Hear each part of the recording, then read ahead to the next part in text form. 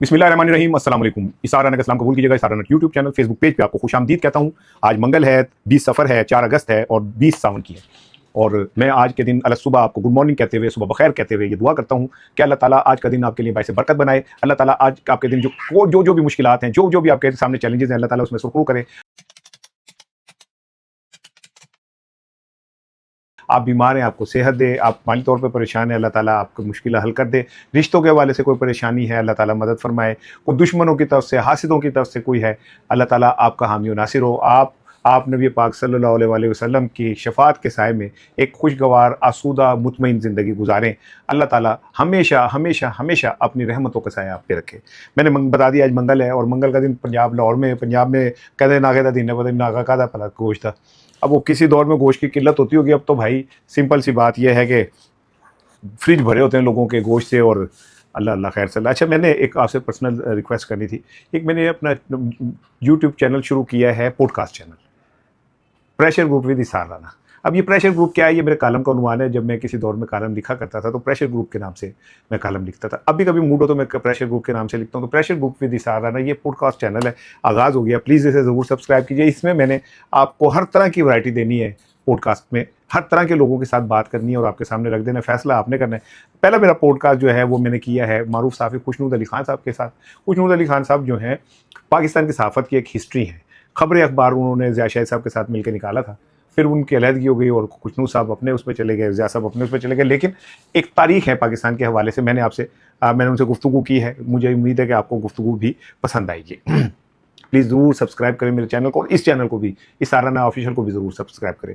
देखिए, पिछले काफ़ी दिनों से मैं एक ही बात आपसे कह रहा हूँ कि छुट्टी हो गई, तय हो गया, और अब सिर्फ मुर्दे को दफनाने का मरहला है कि दफनाना कब है, आखिरी रसूमात कैसे अदा की जानी है। ये तय है कि ये सिस्टम का मुर्दा, ये सिस्टम जो है फौत हो चुका है, मुर्दा पड़ा हुआ है, और अब जो ऊपर बैठे हुए गोरखन है वो तय करें कि इसकी लाश को दफनाएंगे कैसे, कब्र कैसे खोलेंगे।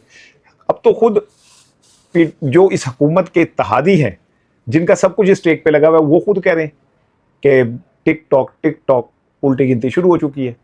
ये उल्टी गिनती जो शुरू हुई है, ये कहाँ जाके ख़त्म होगी, मैंने इस पर बात करनी है। फिर एक हमारे बड़े पाकिस्तान के सीनियर मोस्ट सहाफ़ी हैं, एंकर हैं, उन्होंने एक मुलाकात अपनी का हाल सुनाया, और वो मुलाकात में कहते हैं कि मेरी एक इंतहाई बड़ी शख्सियत से। उन इंतहाई बड़ी शख्सियत कौन सी हो सकती है? इस्टेब्लिशमेंट में से किसी से, जो फैसला कुन ताकतवर शख्सियत है। अच्छा, इस्टेब्लिशमेंट की अगर इंतहाई बड़ी शख्सियत है तो ज़ाहिर है टॉप 3 में कोई होंगे जिनसे उनकी मुलाकात हुई होगी। उसमें उन्होंने जो गुफ्तगू की है मौजूदा हालात के ऊपर, वो बड़ी अलार्मिंग है। कहते तेरे आनते खड़ा बड़े उनके मजे थे, ये हूं आन गए, अलार्मिंग मैं कहता हूँ। और हाँ, इसमें पीटीआई के लिए भी एक अच्छी खुशखबरी टाइप बात भी मौजूद है। मैंने नहीं पता कल क्या होता, मुझे नहीं पता। मैं वो कोड कर रहा हूँ जो सीनियर मोस्ट पाकिस्तान के सहाफ़ी और एंकर हैं जो उन्होंने किया। उन्होंने कहा जी ये मेरी बराह रास्त 1 to 1 आमने सामने बैठ के बात हुई है, और उसमें पीटीआई के लिए भी एक गुंजाइश छोड़ दी गई है। कहा गया कि हाँ ऐसा। ये दो इतने इंपॉर्टेंट टॉपिक हैं जिस पे मैंने आपसे बात करनी है। लेकिन इससे पहले मैं ज़रा एक दो चीज़ें आपसे कर लूँ। एक तो ये कि मैंने 3-4 दिन पहले एक वीलॉग किया ताबिश हाशमी के ऊपर।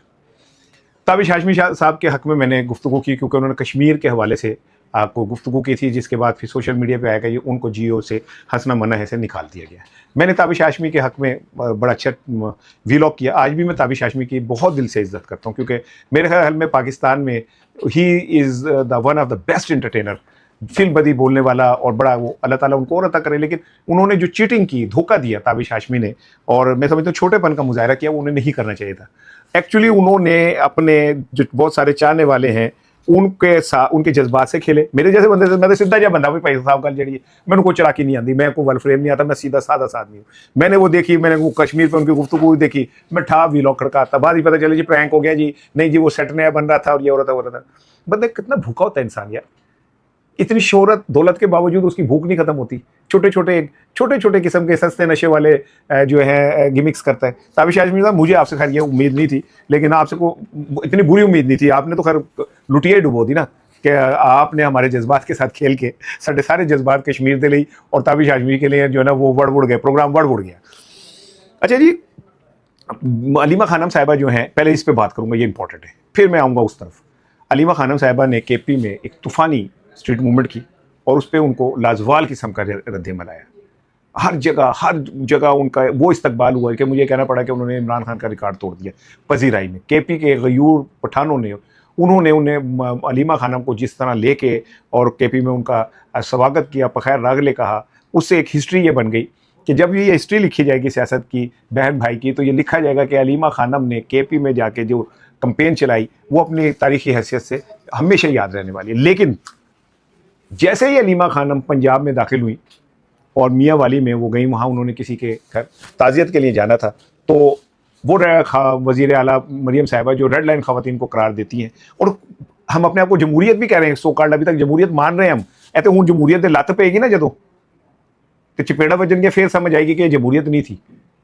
वक्त थोड़ा ही रह गया, हूँ असा टुर जाना, दिन रह गए ने थोड़े, ठीक है। मरियम साहिबा के सूबे पंजाब में अलीमा खानम साहिबा के साथ हुई फिर पुलिस गर्दी। वो कहती नहीं भी मैंने जाना है, मैंने ताज़ियत करने जाना है, और हम तो पुलिस वालों से कहा कि हम तो आपकी भी जंग लड़े, एक ये पूरे पाकिस्तान की जंग है, जिसमें अगर पाकिस्तान के अंदर आइन बहाल हो जाता है, पाकिस्तान के अंदर मामला सीधे हो जाता है, तो उसमें आपका भी फ़ायदा है। लेकिन ज़ाहिर है पुलिस वाले तो तनख्वाहदार है ना, मुलाजिम है, उन्होंने तो वही करना है जो उनको ऊपर से आर्डर हो। इस तू में फिर कहा जाता है कि जी लाठीचार्ज हुआ, और लाठीचार्ज में कारकुन ज़ख्मी हुए, बहुत सारे कारकुन गिरफ्तार कर लिए गए, और ये इस्तकबाल किया पंजाब ने। क्या अब आप सोचें कि केपी वाले गैरतमंद गयूर पख्तून हमारे पठान भाई, उन्होंने किस तरह इस्तकबाल किया, और पंजाब में घुसते ही पंजाब ने बताया कि जी उधर से जमहूरियत हो सकती है, इतने सिविल मार्शल लगाया, यहाँ सिविल मार्शल और इस बार मार्शल एडमिनिस्ट्रेटर एक खातून है, जो इसको कहती हैं रेड लाइन खातून है, लेकिन रेड लाइन उनके गिर्द वो जो 3-4 हैं वही हैं। अलीमा खानम एक जमहूरी अमल के तहत, अगर ये गैर जमहूरी अमल होता तो केपी में भी होता, वो एक जमहूरी अमल के तहत पंजाब में आई, और उसके बाद जो उनके साथ आज हुआ वो मेरा ख्याल है कि एक अफसोसनाक बात इसलिए है कि दो चेहरे हमें नज़र आ रहे हैं, एक चेहरा केपी का, एक चेहरा पंजाब का। जहाँ केपी में आपको जमहूरी तौर पे अभी तक आपको कोई एक बंदा ऐसा नहीं मिला होगा जिसे कहा जाए कि ये सियासी नफरत का शिकार हुआ है। वहाँ नून लीग वाले भी हैं, ANP वाले भी हैं, JUI वाले भी हैं। आप नहीं सुनेंगे कि केपी के अंदर कोई बंदा भी जो है वो सियासी बुनियाद पर गिरफ्तार हुआ हो या उसके साथ हुआ हो। पंजाब में घुसते ही एक सिविल मार्शल आ जाता है, जिसके अंदर PTI कोई गुंजाइश नहीं दी जाती कि वो अपनी कोई जमहूरी एक्टिविटी, कोई जमहूरी बात, जो कोई अपना जमहूरी जो उनका हक है वो कर सके। अब स्ट्रीट मूवमेंट के बाद अलीमा साहिबा जो हैं वो सुबह क्या कहते हैं 4 अगस्त है, एक दिन रह गया 5 अगस्त का, उन्होंने इन 2 दिनों में पंजाब में फिरना था, और पंजाब से जो केपी से वो लेके आई थी, अब वो पंजाब से उसमें उन्होंने एक मूवमेंट पैदा करनी थी। लेकिन पहले दिन ही जिस तरह लाठीचार्ज हुआ, जिस तरह गिरफ्तारियाँ हुई, कहा यह जा रहा है कि पंजाब की जो पुलिस है वो पिछले कई दिनों से एक्टिव है, बहुत सारे लोगों के घर छापे कारकुनों के मारे जा रहे हैं, गिरफ्तारियाँ हो रही हैं, कुछ लोग पैसे देकर गिरफ्तारियाँ करवा रहे हैं अपनी, ताकि उनकी जान छूट जाए। यहाँ पे मैंने एक दुख वाली एक अफसोसनाक खबर आपके साथ शेयर करनी थी। मुझे बड़ा दुख हुआ है कि PTI लाहौर इंतकाल कर गई है, इन्ना लिल्लाहि व इन्ना इलैहि राजिऊन। अब बड़ा दुख हुआ कि कभी बड़ी तंदुरुस्त तवाना और ख़ूबसूरत होती थी PTI लाहौर, लेकिन अब वो इंतकाल कर गई है। आपने पिछले 1 माह में कोई स्ट्रीट मूवमेंट के नाम पे लाहौर में PTI के अहदेदारों की मूवमेंट देखी? कोई कहीं आपने सुना कि उन्होंने कोई कॉर्नर मीटिंग की, कहीं पम्फलेट तकसीम के? 1-2 दिन मैंने देखा था वो हुए, और उसके बाद काम ख़त्म हो गया। तो इन्ना लिल्लाहि व इन्ना इलैहि राजिऊन नहीं कहूँगा ना मैं तो। इमरान खान के साथ खाली PTI के जो बड़ी लीडरशिप है उन्होंने हाथ नहीं किया, बाकियों ने भी किया है। कहा यह जा रहा है कि PTI के लाहौर के एक अहम तरीन अहदेदार, उनको गिरफ़्तार किया गया, थाने ले जाया गया, और थाने ले जाने के बाद 1 दिन बाद उन्हें छोड़ दिया गया। अब वो छोड़ क्यों दिया गया मुझे नहीं पता। अभी तक आप लाहौर की क़यादत को मैं इस वीलॉग के ज़रिए दावत देता हूँ, कल का दिन मेरे पास मौजूद है, परसों का दिन मेरे पास मौजूद है। अगर आप में इखलाकी जुर्रत है तो आप मेरे पास आ जाएँ, पॉडकास्ट करते हैं। मैं आपसे कोई क्रॉस क्वेश्चन, कोई ग्रिल नहीं करूँगा आपको, सिर्फ आपसे ये पूछूंगा कि आपने इमरान खान के लिए क्या किया है। सिंपल सी बात है। इस बात को मैं मानता हूँ कि पंजाब में जितनी पुलिस गर्दी हुई, लोगों के ऊपर पर्चे दर्ज हुए, उनके बच्चों को उठा लिया गया, उनके घर में तोड़ फोड़ हुई, उनके कारखाने बंद कर दिए गए, उनके खेतों को ख़राब कर दिया गया, ये इसमें कोई शक नहीं कि ऐसा हुआ है। लेकिन इसके बावजूद जो लाहौर की क़यादत है और पंजाब की क़यादत है, मैं उन्हें दरख्वास्त करता हूँ कि जी मेरे साथ आ जाएँ पॉडकास्ट करके। सिर्फ मैंने आपको कोई ग्रिल नहीं करना कि मैं आपको एक ऐप निकालूँ। आप बता दीजिएगा कि आपने इमरान खान के लिए क्या किया, ये क्या करेंगे, ये 5 अगस्त को आप क्या करने जा रहे हैं। मैं आपको खुली आपको वो दे रहा हूँ। अच्छा जी, अब आ जाए जी इम्पोर्टेंट खबर जो है वो जिस पर मैंने आपसे बात करनी है, और वो है कि बिलावल भुट्टो साहब काफ़ी दिनों से गर्म हैं, अब हुकूमत के ऊपर उन्होंने चढ़ाई की हुई है। अब ये एक क्लिप देखें पहले बिलावल साहब का की गुफ्तगू। मुस्लिम लीग नवाज के दोस्तों के गीतों पे आप मुझसे क्या आपको वो आवाज सुनाई दे रही है? जरा गौर से सुने। टिक टॉक आपकी उल्टी गिनती शुरू हो चुकी है। अब इससे आप अंदाजा कर लें कि अगर जो इस हुकूमत का सबसे बड़ा स्टेक होल्डर है हुकूमत के, जितना वो खुद कह रहा है कि वफाकी हुकूमत के जाने का वक्त आ गया है, टिक टॉक गिनती उल्टी शुरू हो गई है। तो इससे आपको बात समझ आ जाएगी कि जो बातें हम कर रहे हैं वो खाली हवाओं में नहीं कर रहे, उनका वजूद है।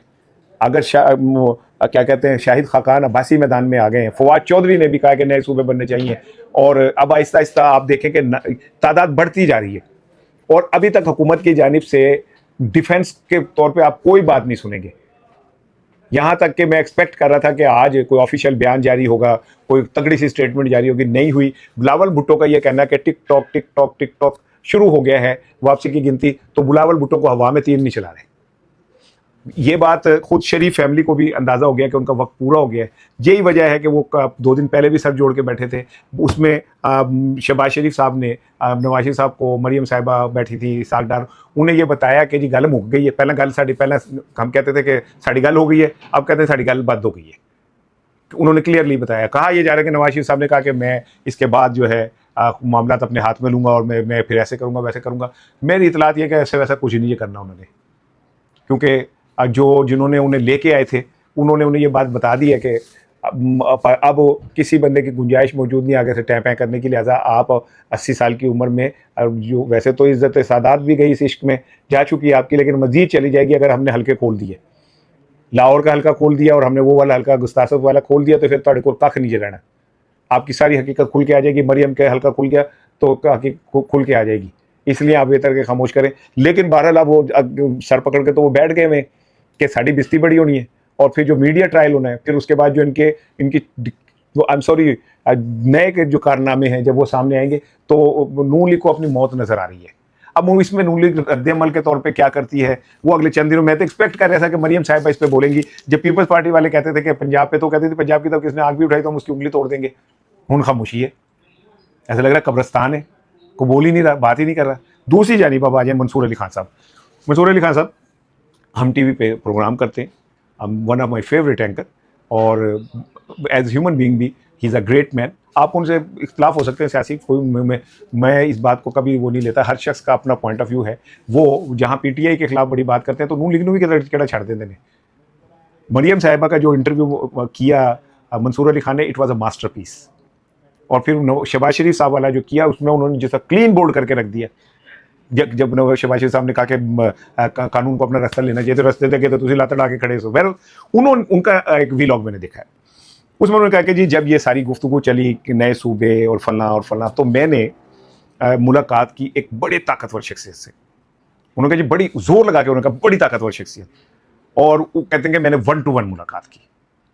इसमें कोई और बंदा नहीं था। 1-to-1 मुलाकात का मतलब ये कि बड़ा ज़ाहिर आज़ादाना सा माहौल होगा, चाय कॉफ़ी चल रही होगी, साथ बातचीत हो रही होगी। मंसूर अली खान ने कहा कि मैंने कहा कि जी आपने जो नया बीड़ा उठाया है सूबों का, ये ऐसा तो नहीं कि प्रेशर पड़े तो बात ख़त्म हो जाए। तो मंसूर अली खान ने कहा कि उस शख्सियत ने, ताकतवर तरीन शख्सियत ने कहा कि पॉसिबल ही नहीं है, असी जड़ा हूँ तय कर लिया तो तय कर लिया, ठीक है ना।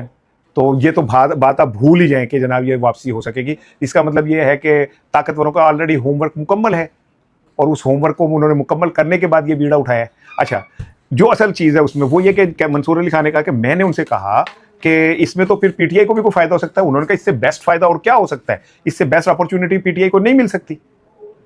अब ये जब वो कह रहे हैं कि पीटीआई को नहीं मिल सकती, तो इसका मतलब ये है कि पीटीआई के लिए भी फेट डिसाइड कर चुके हैं जो ऊपर बैठे हुए कि उन पीटीआई को क्या इसमें वो मौका मिलेगा। अब मैं आपको बताऊं, मैंने तो आपको एक जुमला कहता था कि भाई मेरी किसी ने मुलाकात नहीं की, अल्लाह की कसम मैनू तो इलाके का SHO नहीं जानता, कसम खा ली है बस।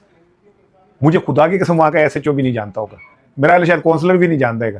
मैं जहाँ रहता हूँ वहाँ पे नून लीग के MNA हैं या MPA हैं, मैंने यह भी नहीं पता, वो भी मैंने नहीं जानते। तो इन सारी सूरत हाल में मंसूर अली खान अगर एक ताकतवर तरीन शख्सियत से मिलते हैं, और ताकतवर तरीन शख्सियत ये कहती है कि जी पीटीआई के लिए गुंजाइश मौजूद है, तो अब जरा सोचे, मैं आपको कितने दिनों से एक बात कह रहा हूँ कि जो ये नया सेटअप होगा इसमें पीटीआई कहीं ना कहीं मौजूद है। इमरान खान की तायद या इमरान खान लूप में ज़रूर है, क्योंकि इन सूबों के खिलाफ 5 लोग हैं जो बहुत शदीद मुखालिफ हैं। 5 लोग कौन कौन? नवाज शरीफ, शहबाज शरीफ, मरियम, जरदारी, बिलावल भुट्टो, ये 5 हैं लोग। तो पाँचों के पाँचों मार्क हो चुके हैं।